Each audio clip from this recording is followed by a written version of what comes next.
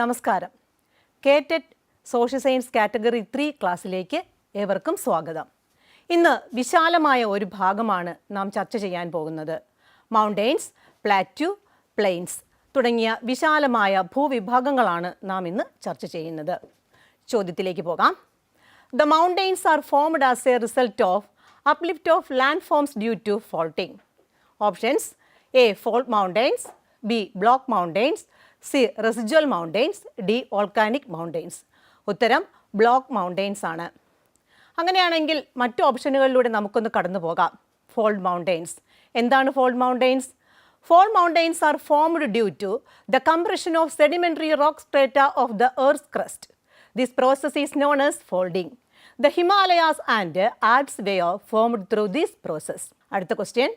Which is the world's longest mountain ranges? Options: A. The Andes, B. The Rocky, C. The Alps, D. The Himalayas. ഉത്തരം A option ആണ്, The Andes. മറ്റൊരു ചോദ്യം. The relatively flat and very extensive landform situated at a comparatively higher elevation from the surrounding is known as A. Valley, B. Plains, C. Lagoons, D. Plateaus. ഉത്തരം plateaus. Major landforms by running water, wind, wave and glacier changes in the lithosphere due to the intervention of man എന്നതാണ് അടുത്ത topic. അതിലെ ചോദ്യങ്ങളിലേക്ക് പോകാം. Which one of the following is not an erosional landforms of a river? A. V-shaped valley, B. gorges, C. canyon, D. alluvial fans. ഉത്തരമായി വരുന്നത് alluvial fans ആണ്. അപ്പോൾ അതൊരു erosional landform അല്ല എന്ന് പറഞ്ഞു. എന്തുകൊണ്ടാണെന്ന് നമുക്കതിൻ്റെ ഡെഫിനിഷൻ നോക്കുമ്പോൾ മനസ്സിലാകും. Alluvial fans. When rivers enter a plain from mountainous regions, their velocity decreases abruptly. The sediments or alluvium carried by the rivers get deposited in the form of fans. Such depositional landform features are referred to as alluvial fans. Deep വാലീസിനെ കുറിച്ചുകൂടെ ഓപ്ഷനിൽ പറഞ്ഞിട്ടുണ്ടായിരുന്നു. Deep valleys with steep slides are known as gorges. ഓപ്ഷനിൽ കൊടുത്തിരുന്നതാണ് എന്താണ് Gorges എന്നുള്ളത്. മറ്റൊരു ചോദ്യം. Which one of the following is a depositional landforms of glaciers? A. Moraines, B. Glacial valleys, C. Cirques, D. Horns. അതിൻ്റെ ഉത്തരം A. Moraines ആണ്. മറ്റൊരു ചോദ്യം. Which one of the following is a erosional landforms of waves? Option A. Sand dunes, B. beaches, C. sea stacks, D. bar. അതിൻ്റെ ഉത്തരം C ഓപ്ഷനായ C stacks ആണ്. അടുത്ത question. The branch of geography which deals with the study of origin and evolution of landforms. A. Geomorphology, B. Geology, C. Potamology, D. Oceanography. അതിൽ ഒന്നാമത്തെ ഓപ്ഷനായ A ആണ് ഉത്തരമായി വരുന്നത്, geomorphology. മറ്റു ഓപ്ഷനുകളൂടെ നമുക്കൊന്ന് നോക്കാം. പൊട്ടമോളജി എന്ന് പറഞ്ഞാൽ is A study of reverse ആണ്. ഓഷ്യാനോഗ്രഫി പേര് സൂചിപ്പിക്കുന്നത് പോലെ തന്നെയാണ് the Inter disciplinary scientific study of the ocean covering it's physical, chemical, biological and geological aspects. ഈ ഭാഗത്തുള്ള ചോദ്യങ്ങൾ വരുമ്പോൾ ചോദ്യത്തിൽ ശ്രദ്ധിക്കേണ്ട പ്രധാനപ്പെട്ട ഘടകം എന്ന് പറയുന്നത് ഇറോഷണൽ ലാൻഡ്ഫോം ആണോ അത് ഡെപ്പോസിഷണൽ ലാൻഡ്ഫോം ആണോ എന്ന് തിരിച്ചറിഞ്ഞ് ഉത്തരം എഴുതാൻ ശ്രദ്ധിക്കുക. അടുത്ത പ്രധാനപ്പെട്ട ഭാഗമാണ് ഹൈഡ്രോസ്ഫിയർ. അതിൽ ആദ്യത്തെ ഉപവിഭാഗം distribution of water on the earth ആണ്. Where is most of earth's fresh water stored?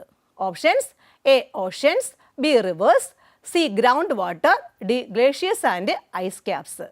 ഉത്തരം D. Glaciers and ice caps. അടുത്ത ചോദ്യം. Which is the second largest ocean in the world? A. Pacific Ocean, B. Atlantic Ocean, C. Indian Ocean, D. Arctic Ocean. അതിൻ്റെ ഉത്തരം B ഓപ്ഷനായ Atlantic Ocean ആണ്.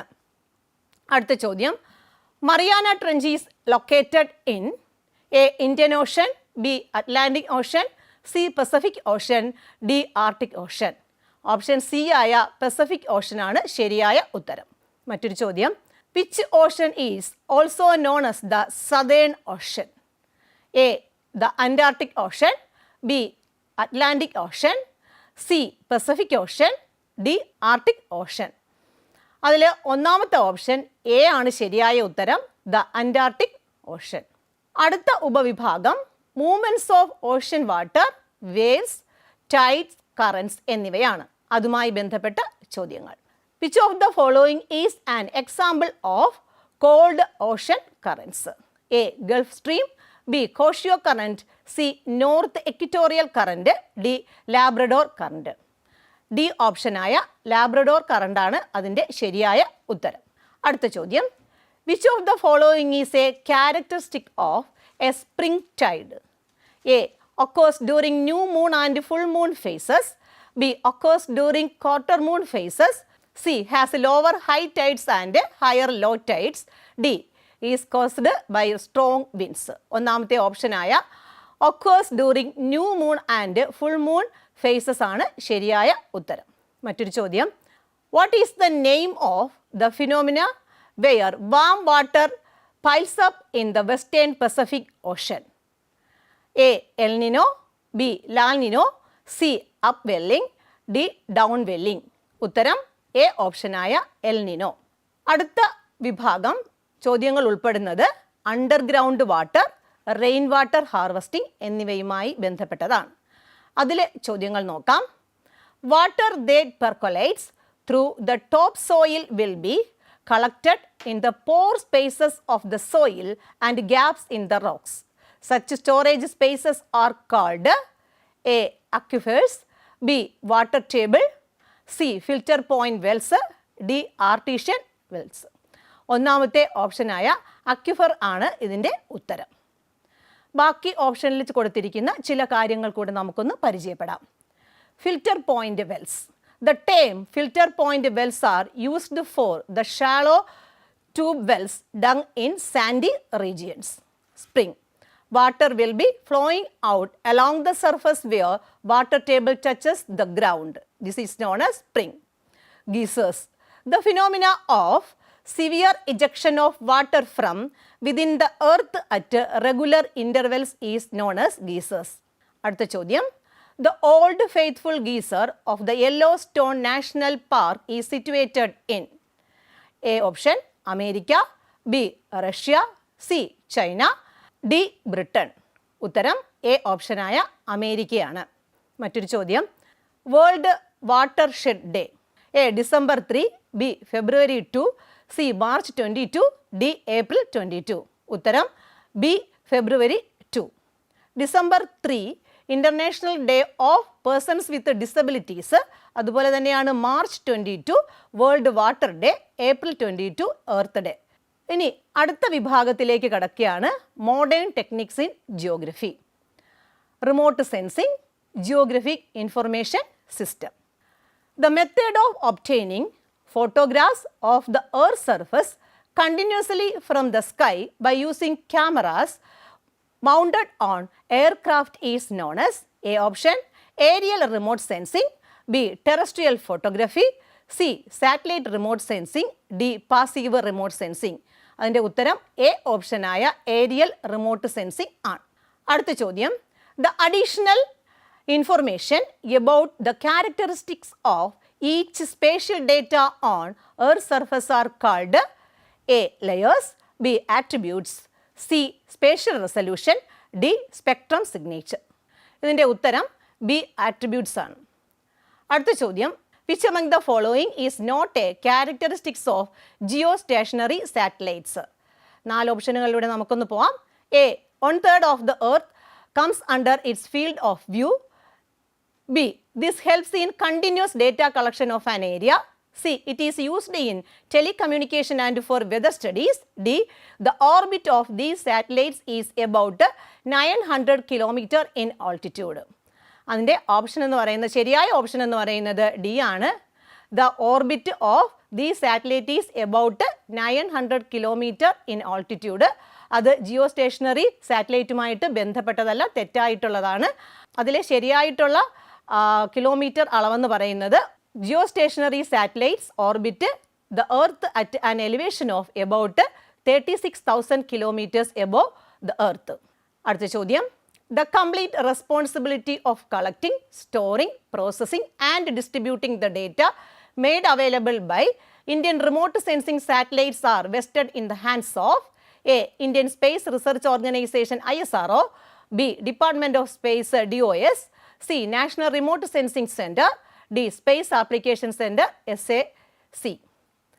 ശരിയായ option C national remote sensing centre. മറ്റൊരു ചോദ്യം, which among the following system helps sensing the latitudinal and longitudinal location and elevation of objects on the Earth's surface along with the corresponding time? A. Global Positioning System GPS, Geographic Information System GIS, Indian Regional Navigation Satellite System IRNSS, Spectral Signature. അതിൻ്റെ ഉത്തരം A ഓപ്ഷനായ global positioning system ആണ്. എന്താണ് GIS? Geographic Information System is a computer-based information management system by which the data collected from the sources of information like maps, aerial photographs, satellite imaginaries, table surveys, etc. എന്താണ് spectral signature?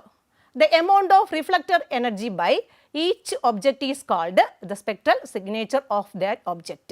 അടുത്ത ചോദ്യം, which of the following is a type of remote sensing platform? A. Satellite, B. Aircraft, C. Ground based sensor, D. All of the above. ഉത്തരം ഇവ എല്ലാമാണ് എന്നുള്ളതാണ് all of the above. അടുത്ത ചോദ്യം, which of the following is an example of active remote sensing? A. Photography, B. Radar, C. Spectrometry, D. Thermal imaging. ഉത്തരം B. Radar ആണ്. മറ്റൊരു ചോദ്യം, what is the term for the process of assigning geographic coordinates to a location? A. Georeferencing, B. Geocoding, C. Spatial referencing, D. Map projection. അതിൻ്റെ ഉത്തരം ജിയോകോഡിംഗ് ആണ്. മറ്റൊരു പ്രധാനപ്പെട്ട ഭാഗത്തേക്ക് നമ്മൾ പോവുകയാണ്, കോണ്ടിനെൻറ്റ്സ് ഓഫ് ദ വേൾഡ്. അതിനുള്ളിൽ physiography, climate, vegetation, soil, minerals, agriculture and industries എന്നിവ ഓരോ കോണ്ടിനെൻറ്റിലും എങ്ങനെയാണെന്നുള്ളതാണ് ഇവിടെ നമ്മൾ ചർച്ച ചെയ്യുന്നത്. ചോദ്യത്തിലേക്ക് പോകാം. Which is the longest river in Europe? A. The Dnieper, the Don, the Volga, the Thames. അതിൻ്റെ ശരിയായ ഓപ്ഷൻ സി ദ വോൾഗയാണ്. മറ്റൊരു ചോദ്യം, highest peak in Europe? A. Black Forest mountains, B. Harz mountains, C. Apennines mountains, D. Mount Elbrus. ശരിയായ ഉത്തരം D ഓപ്ഷനായ Mount Elbrus ആണ്. മറ്റൊരു ചോദ്യം, Rome is located on the banks of? A. The Tiber river, B. The Moskva river, C. The Seine river, D. The Spree river. ഉത്തരം A ഓപ്ഷനായ the Tiber river ആണ്. അടുത്ത ചോദ്യം, land of 1,000 lakes? A. Greenland, B. Thailand, C. Finland, D. Iceland. ഉത്തരം ഫിൻലാൻഡാണ്. C ഓപ്ഷനാണ് ശരിയായ ഉത്തരം. അടുത്ത ചോദ്യം, temperate grassland in South America? A. Pampas, B. Prairies, C. Veld, D. Steppes. ഉത്തരം എ ഓപ്ഷനായ പാമ്പാസ് ആണ്. പ്രയറീസ് നോർത്ത് അമേരിക്കയിലെ ടെമ്പറേറ്റ് ഗ്രാസ് ലാൻഡും വെൽഡ് ആഫ്രിക്കയിലെയും സ്റ്റെപ്പീസ് ഏഷ്യയിലേതും ആണ്. അടുത്ത ചോദ്യം, the rain forest found in the Amazon basin is called? A. Downs, B.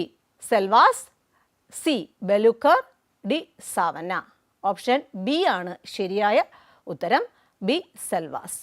മറ്റൊരു ചോദ്യം, the second largest continent in the world? A. Asia, B. Africa, C. South America, D.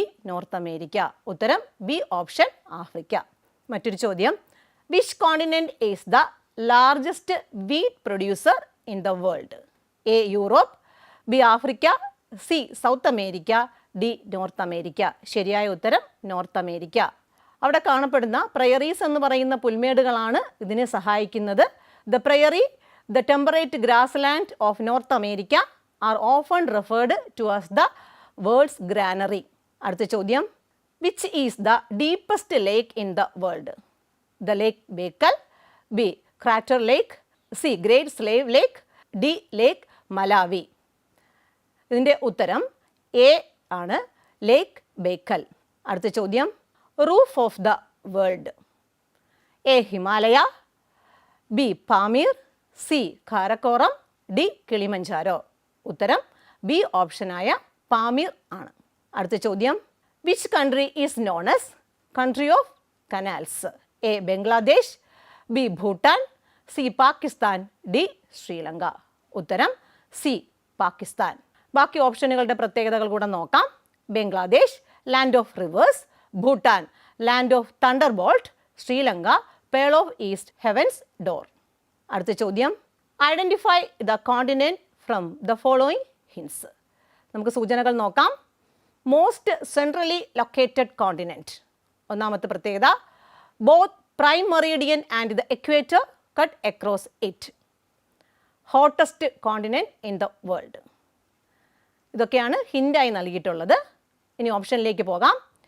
A Europe, B Africa, C Asia, D North America. ഉത്തരം B Africa. അടുത്ത ചോദ്യം, the highest capital city in the world. A La Paz, B Bogota, C Nairobi, D Mexico City. Option A ആയ La Paz ആണ് അതിൻ്റെ ശരിയായ ഉത്തരം. South അമേരിക്കയിലെ ബൊളീവിയയിലാണ്. അടുത്ത ചോദ്യം, world soil day. Options June 8, B May 22, C June 5, D December 5. ഇതിലേതാണ് ശരിയായ ഉത്തരം? D December 5. ബാക്കിയുള്ള ഓപ്ഷനുകളുടെ പ്രത്യേകതകൾ നോക്കാം. June 8 world ocean day, May 22 international day four biological diversity, June 5 world environment day. ഇനി നമ്മൾ മറ്റൊരു പ്രധാനപ്പെട്ട ഭാഗത്തേക്ക് കടക്കുകയാണ്. മാപ്പുകളുമായി ബന്ധപ്പെട്ട ചില കാര്യങ്ങൾ. Map scale, direction, conventional signs and symbols, latitude, longitude, longitude and time, types of maps, topographical maps. ഇത്രയും ഭാഗങ്ങളിലൂടെയാണ് ഇനിയുള്ള ചോദ്യങ്ങൾ കടന്നു പോകുന്നത്. Which of the following is a physical map? Options A political map, B agricultural map, C industrial map, D climatic map. അതിൻ്റെ ഉത്തരം D ഓപ്ഷനായ climatic മാപ്പാണ്. അടുത്ത ചോദ്യം, the maps used to assess the land tax and to indicate the ownership. A political maps, B cadastral maps, C population maps, D economic maps. ഉത്തരം B ഓപ്ഷനായ cadastral maps ആണ്. അടുത്ത ചോദ്യം, yellow colour in the map indicates. A roads, B latitude, C farm land, D hills. ഉത്തരം C ഓപ്ഷനായ farm land ആണ്. ബാക്കിയുള്ള നിറങ്ങൾ എന്തിനെയൊക്കെ സൂചിപ്പിക്കുന്നു എന്ന് നമുക്കൊന്ന് നോക്കാം. Green natural vegetation, red settlements അല്ലെങ്കിൽ road, black railway line, latitudes and longitudes, telephone lines, blue water bodies, brown rock outcrops, sand dunes, hills. ഇതൊക്കെയാണ് മാപ്പിൽ കാണപ്പെടുന്ന പ്രധാനപ്പെട്ട നിറങ്ങൾ. അടുത്ത ചോദ്യം, the actual distance between places on a map can be calculated based on A scale, B direction, C symbols, D signs. ഉത്തരം A ഓപ്ഷനായ scale ആണ്. അടുത്ത ചോദ്യം, the headquarters of survey of India. A Chennai, B Mumbai, C Bangalore, D Dehradun. ഉത്തരം D Dehradun ആണ്. അടുത്ത ചോദ്യം, which of the following is not used to represented elevation or height in the ടോപ്പോ sheets. A contour lines, B isotherms, C form lines, D spot height. ഇതിൽ isotherm മാത്രമാണ് height മാപ്പുകളിൽ രേഖപ്പെടുത്താൻ ഉപയോഗിക്കാത്തതായിട്ട് ഉള്ളത്. ബാക്കി മൂന്നും മാപ്പിൽ ഹൈറ്റ് രേഖപ്പെടുത്തുന്നതിന് വേണ്ടി ഉപയോഗിക്കുന്നതാണ്. അപ്പോൾ ഓരോന്നും എന്താണെന്ന് നോക്കാം.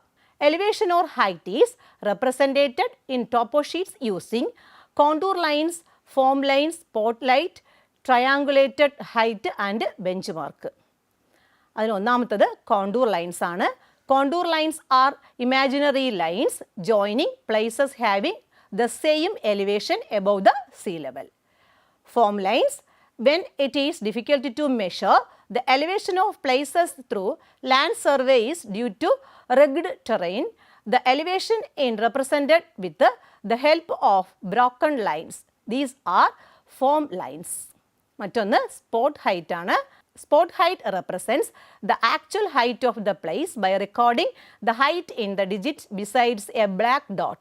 Sometimes the height alone is recorded without the black dot. Benchmark, the height of reservoirs and prominent buildings are recorded along with the letters BM. ഇവയാണ് പ്രധാനമായും മാപ്പിൽ ഉയരം സൂചിപ്പിക്കാൻ ഉപയോഗിക്കുന്ന സങ്കേതങ്ങൾ. അടുത്ത ചോദ്യം. The contour interval of topo sheets in the 1:50,000 scale is generally A. 10 meters, B. 15 meters, C. 20 meters, D. 30 meters. Option C 20 meters ആണ് ശരിയായ ഉത്തരം. അടുത്ത ചോദ്യം. Who proposed the first map? A. Ortelius, B. Hippocrates, C. Ptolemy, D. Anaximander. ഉത്തരം D ഓപ്ഷനായ അനാക്സിമാൻഡർ ആണ്. അടുത്ത ചോദ്യം. The first atlas was prepared by A. Ortelius, B. Hippocrates, C. Galileo, D. Ptolemy. ഉത്തരം എ ഓപ്ഷനായ ഓർട്ടേലിയസ് ആണ്. അടുത്ത ചോദ്യം. Who is the father of modern cartography? A. David Harvey, B. Carl Ritter, C. Gerardus Mercator, D. Galileo. ഉത്തരം C ഓപ്ഷനായ മെർക്കറ്റർ ആണ്. അടുത്ത ചോദ്യം.